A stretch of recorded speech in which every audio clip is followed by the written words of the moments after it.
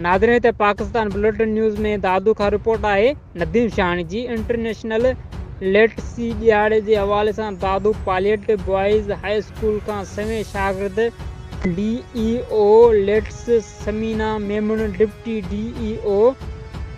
अब्दुल अलसलाम मेमण, लतीफ़ अली कोलाची, इल्ताफ़ मेमण, मोहम्मद असलम कुरैशी ऐं ॿियनि Dadu press club आॾो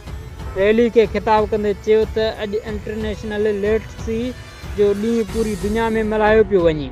असांखे घुर्जे त तालीम ठाहिण लाइ पंहिंजे माण्हुनि में जागृता पैदा करे तालीम सां ई मुआशिरो बहितर थी सघे थो।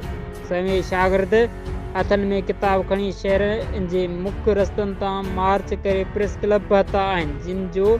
मक़सदु आहे त वधि खां वधि तालीम हासिल कयूं ऐं पंहिंजे ॿारनि खे तालीम ज़ेवर सां मालामाल कजे त जीअं ईंदड़ वक़्त में ॿार पंहिंजो मुस्तक़बिल जो बहितर फ़ैसिलो करे सघनि।